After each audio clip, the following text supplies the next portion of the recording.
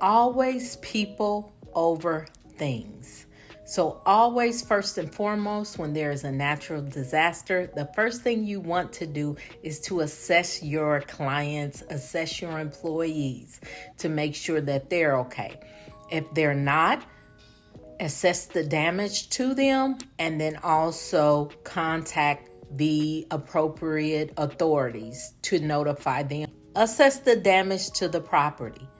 There may be down power lines. There may be flooding. There may be, different types of damage as far as a roof coming off or if it's a fire. Assess the damage to the property. So that is the second step in the process after a natural disaster. Once you assess injuries, once you assess damages, you contact the appropriate authorities, say if there's a down power line, then you want to check advisories. When I say advisories, I mean maybe check your local news, listen to the radio station. There may be a water boil order, or there may be road conditions where they're telling you don't try to go out and get supplies. So you definitely want to check your advisories to make sure that you are doing the appropriate things at that point in time and taking the appropriate steps as you move forward.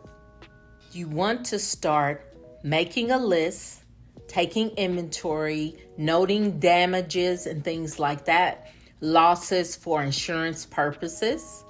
Okay, and as I stated before, people over things.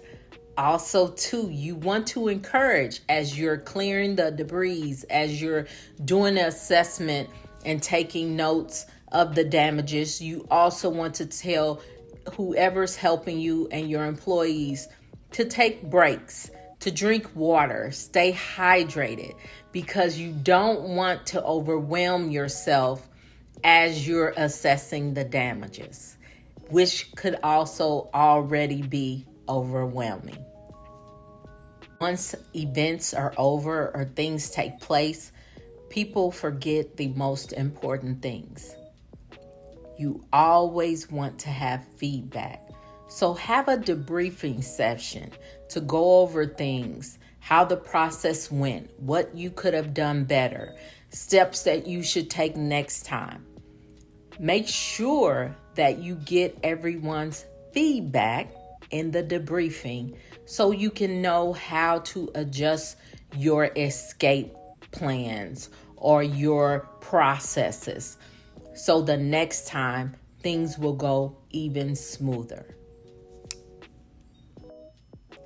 I always like to do a reflection or group reflection.